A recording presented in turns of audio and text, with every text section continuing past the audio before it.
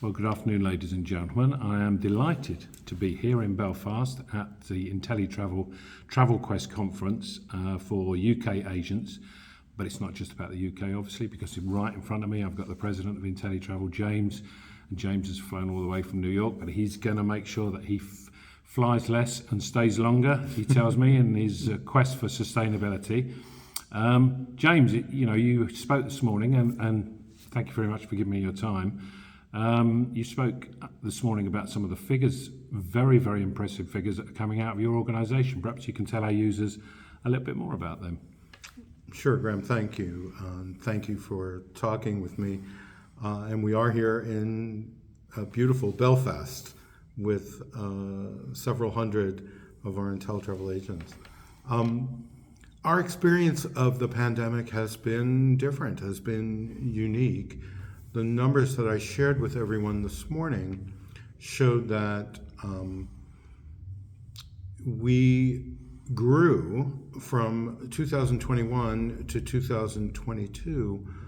We grew globally in Inteletravel by 50%. That's 50, which is, by anyone's measure, quite a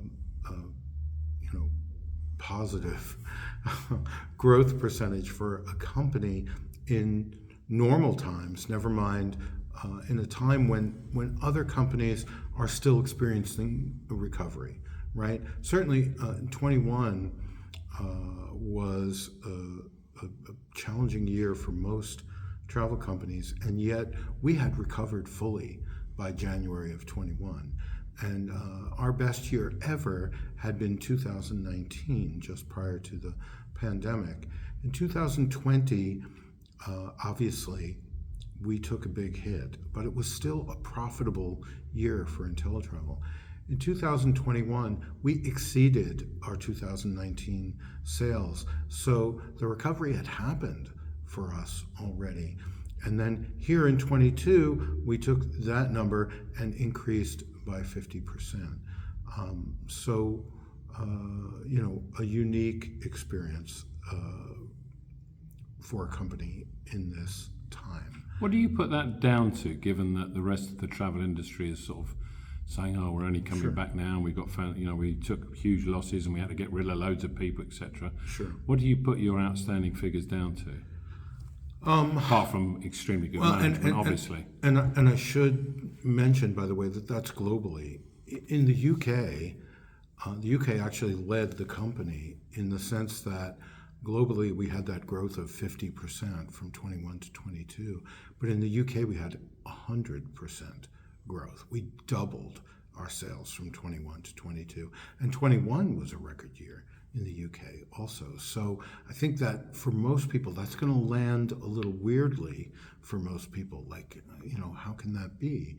And the question is, how did it happen? It's a combination. Look, any achievement like that, it does not have a simple answer. It's a combination, certainly, of our technology, our support, our product mix, our supplier negotiations. All of those things gave our agents an advantage, a competitive advantage, so that if there was business to be had in 20 and 21 and 22, I believe they had an advantage to get it. But I really want to say that our difference is driven by the model. And by that, I mean our agents sell principally to their friends, their family, people that they already have a trust relationship with. Many of our agents have other businesses or have come out of other businesses, and they are, it's your brother-in-law selling you travel, or someone on the church council with you, or someone in a professional organization that you both belong to. And those kinds of bonds are the last bonds to break when there's stress in the marketplace. Try and run an ad to sell something during the pandemic, and you're going to be challenged.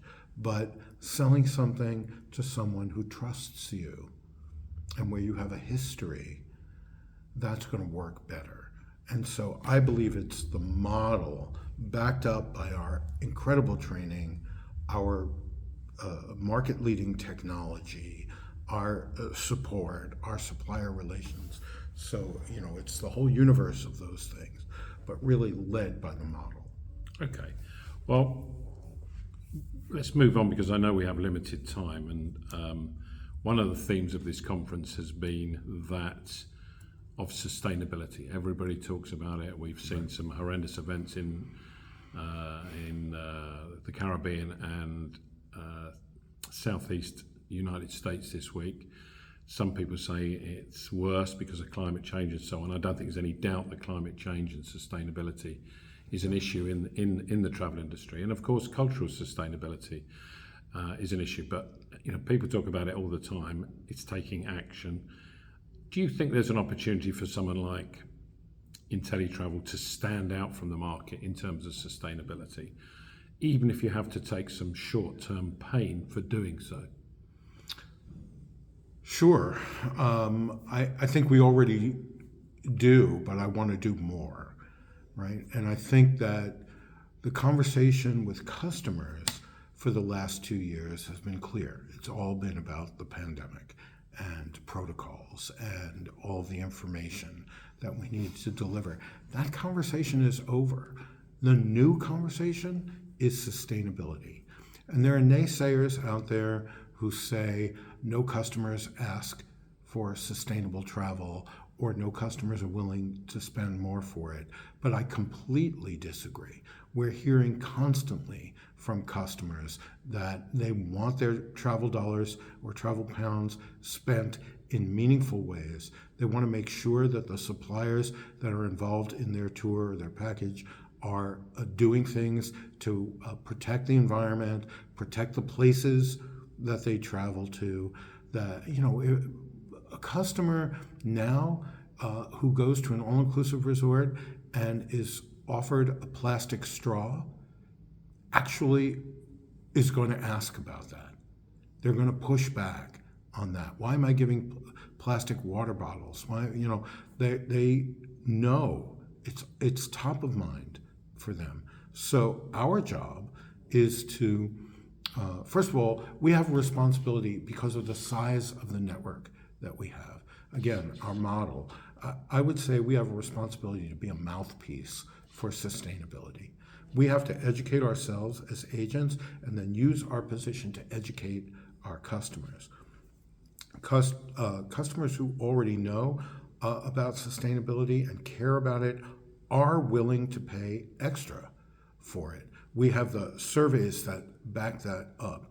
It's a matter of how it's offered. It's a matter of salesmanship. I think there are some mistakes being made in the marketplace where people say this is what the trip would cost, and then for another, 100 pounds, we can add it. We can make it sustainable. That's backwards. Okay, the trips should be offered and priced up front as reasonable, responsible, sustainable trips, and customers will pay for it. I think that it goes beyond things like carbon offsets and single-use plastics. Those are important. Those are important issues. But it goes into, as you touched on, long-haul travel should be reserved for longer trips. We shouldn't be encouraging customers to take 2 or 3 days someplace far away that requires a long carbon-heavy flight. So we can have influence. We can offer suppliers that are involved in sustainable projects, and sustainability goes beyond even biodiversity and conservation, oceanographic conservation, and so on, into cultural protection and conservation. We want to make sure that we're protecting the sense of place in those places that we sell. And we've seen it. We've seen it in the Caribbean, for example. These massive cruise ships coming into a port, sometimes 4 or 5 of them in a day, each carrying 4,000 or 5,000 passengers. So this little port that used to be charming and British or French or Dutch is now just jewelry stores and t-shirt shops because 25,000 people are flooding that little port in a day. So the economic pressure is to destroy what is native and local and replace it with these big commercial operations. Well, I spoke a little about taking short-term pain. I mean, obviously actions speak louder than words, and these are fine words you're giving, no doubt of that in terms of sustainability. And it's refreshing to hear. But does that mean you running the rule over your supplier chain, not just your client chain, but your supplier chain, perhaps much more tightly than you've ever done before, to ensure that whatever they're doing, and you mentioned cruise, when cruise must be a fairly substantial part of your income, what crews are doing, what tour operators are doing, and what they're doing in destination, whether a lot of that income is revolved in and recycled in the local economy, etc., etc. Yeah. So that's something that Inteletravel will presumably have to do if you're going to stand up to your words. Absolutely. The good news is that I'm pretty impressed with what the suppliers are doing. I mean, if you take a look at the cruise industry and the investment in new technology like liquefied natural gas propulsion and new biofuels, they're making meaningful, significant changes to protect the environment. But can we lay down some rules with suppliers? I mean, that's one approach, certainly open to it. I really think that we need to put more resources, more thought into this to make it meaningful. One of the steps that we're taking right now is a training certification for agents in sustainable travel. And, I think that's a first step. I've thought about asking our supplier partners to sign a policy pledge with us also. But there's more. I think there's much more. I think that we have to contribute too, financially. I mean, we contribute to Just a Drop. We made a donation this morning, but that's literally just a drop, right? There's a lot more that we can do. Because it's something that we've heard from many speakers today about brand credentials. Yeah. The Inteletravel brand in the marketplace has in the past, certainly in the UK, sometimes struggled. Presumably, if you are known for being a brand that supported sustainability, both environmental and cultural, would be a huge benefit to you, both now and particularly in the future. Because if you talk to